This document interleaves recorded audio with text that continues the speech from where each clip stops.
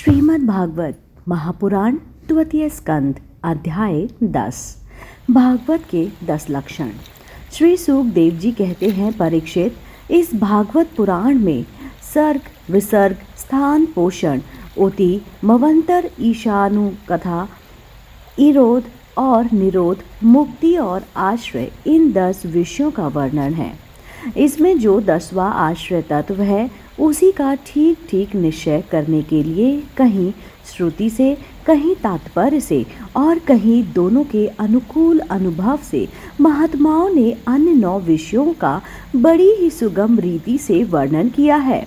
ईश्वर की प्रेरणा से गुणों में शोभ होकर रूपांतर होने से जो आकाश आदि पंचभूत, शब्द आदि, तंत्र मात्राएं, इंद्रियां, अहंकार और महत्व की उत्पत्ति होती है उसे सर्ग कहते हैं। उस विराट पुरुष से उत्पन्न ब्रह्म जी के द्वारा जो विभिन्न चराचर सृष्टियों का निर्माण होता है उसका नाम है विसर्ग। प्रतिपदा नाश की ओर बढ़ने वाली सृष्टि को एक मर्यादा में स्थिर रखने से भगवान विष्णु की जो श्रेष्ठता सिद्ध होती है उसका नाम है स्थान। अपने द्वारा सुरक्षित सृष्टि में भक्तों के ऊपर उनकी जो कृपा होती है उसका नाम है पोषण। मनवंतरों के अधिपति जो भागवत और प्रजापालन रूप शुद्ध धर्म का अनुष्ठान करते हैं उसे मवंतर कहते हैं। जीवों की वे वासनाएं जो कर्म के द्वारा उन्हें बंधन में डाल देती है उति नाम से कही जाती है। भगवान के विभिन्न अवतारों के और उनके प्रेमी भक्तों की विविध आख्यानों से युक्त गाथाएं ईश कथा कही जाती हैं। जब भगवान योग निद्रा स्वीकार करके शयन करते हैं तब इस जीव का अपनी उपाधियों के साथ उनमें लीन हो जाना निरोध है।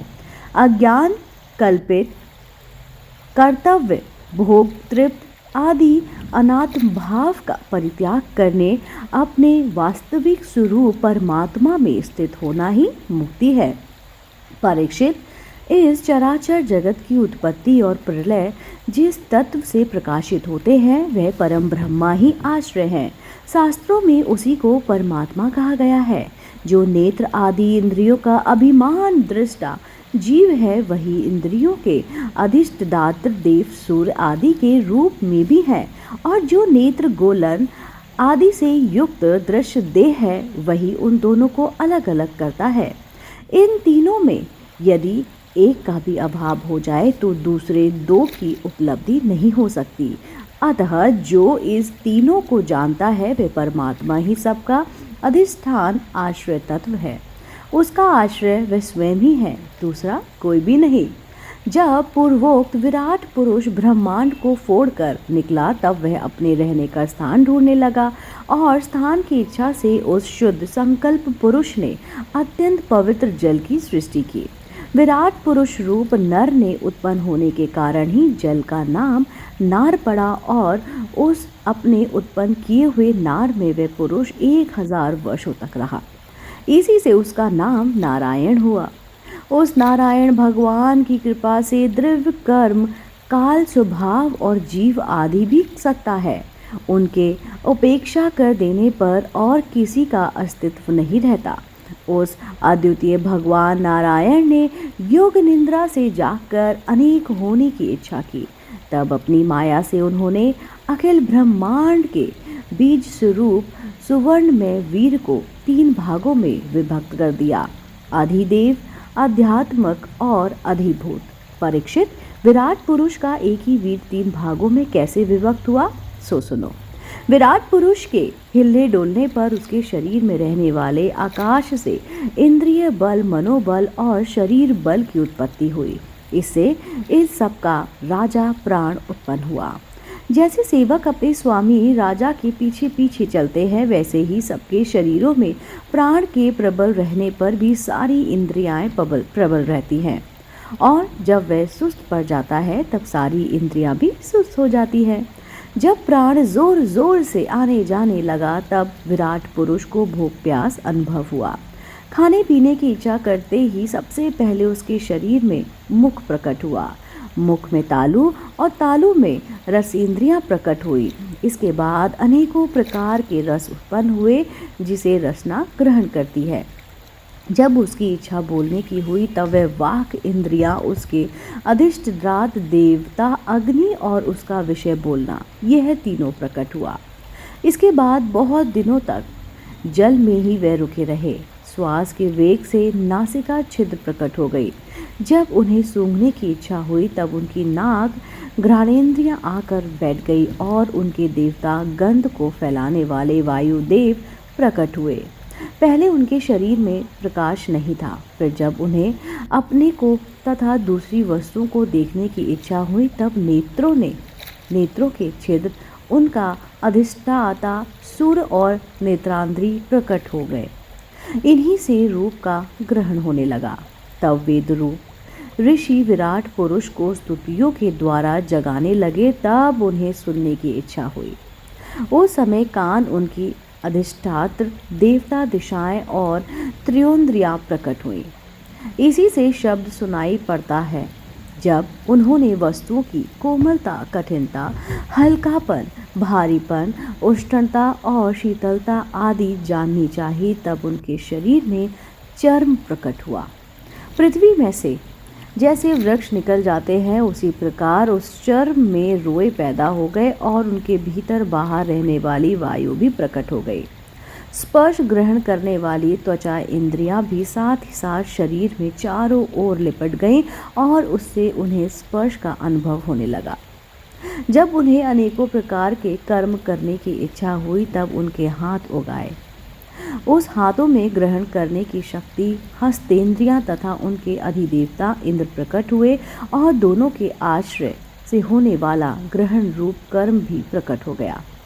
जब उन्हें अभिष्ट स्थान पर जाने की इच्छा हुई तब उनके शरीर में पैर उग आए। चरणों के साथ ही साथ चरण इंद्रियां के अधिष्ठाता रूप में वहां स्वयं यज्ञ पुरुष भगवान विष्णु स्थित हो गए और उन्हीं में चलना रूप कर्म प्रकट हुआ। मनुष्य इसी चरणोंद्रियों से चलकर यज्ञ सामग्री एकत्र करते हैं। संतान, रति और स्वर्ग भोग की कामना होने पर विराट पुरुष के शरीर में लिंग की उत्पत्ति हुई।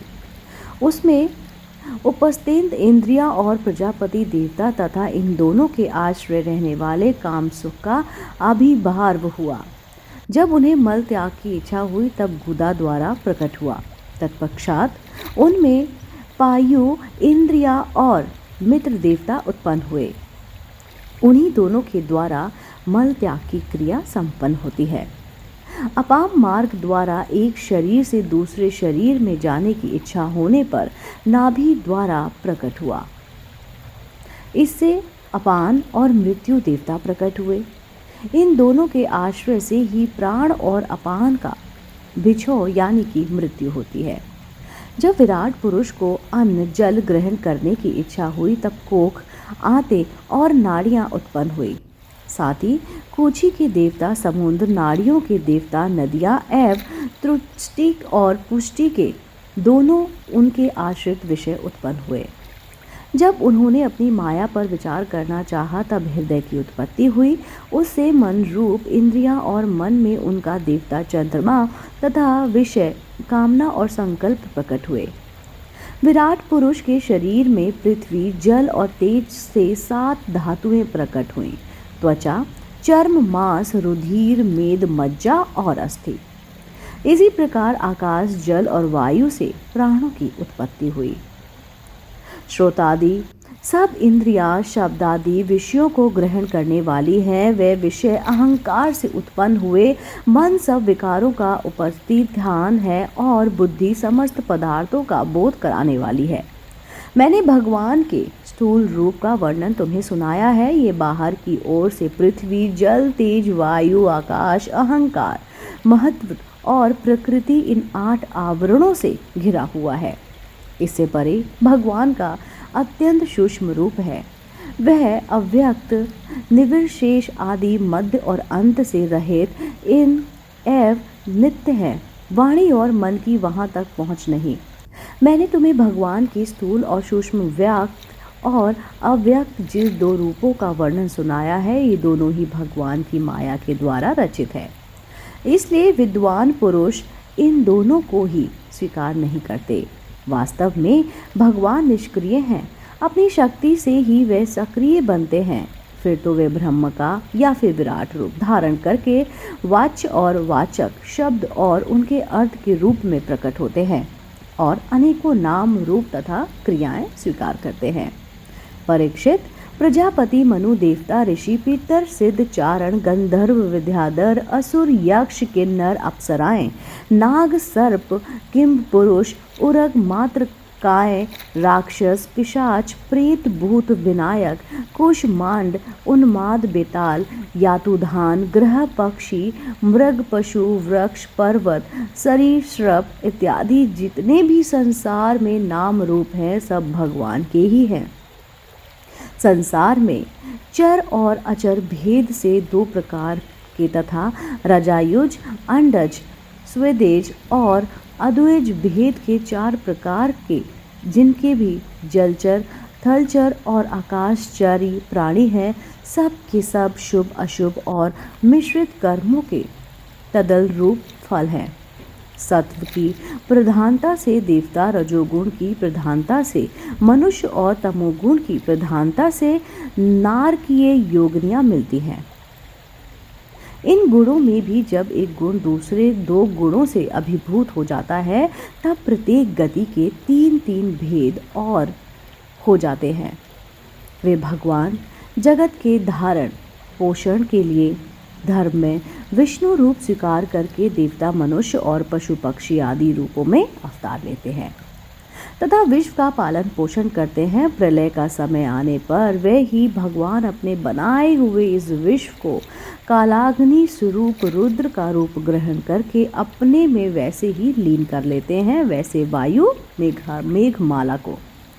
परीक्षित, महात्माओं ने अचित ऐश्वर्य भगवान का इसी प्रकार वर्णन किया है, परंतु तत्वज्ञानी पुरुषों को केवल इस सृष्टि, पालन और प्रलय करने वाले रूप में ही उनका दर्शन नहीं करना चाहिए, क्योंकि वे तो इससे परे भी हैं।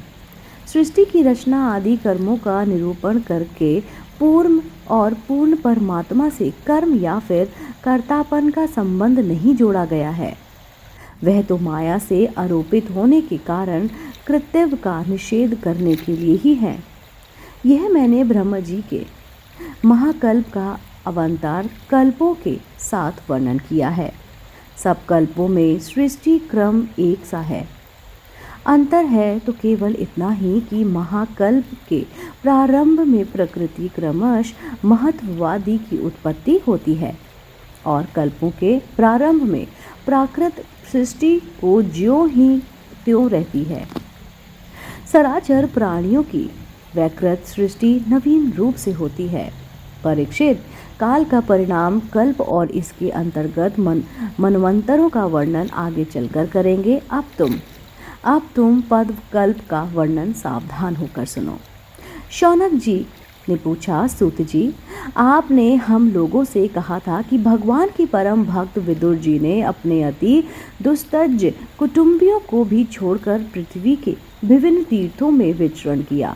उस यात्रा में मैत्र ऋषि के साथ आध्यात्म से संबंध में उनकी बातचीत कहाँ हुई तथा मैत्र जी ने उनके प्रश्न करने पर किस तत्व का उपदेश दिया।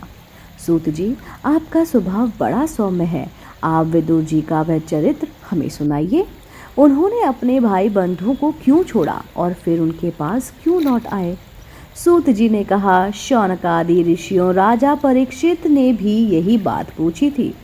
उनके प्रश्नों के उत्तर में सुखदेव जी महाराज ने जो कुछ कहा वह मैं आप लोगों से कहता हूँ, सावधान होकर सुनिए।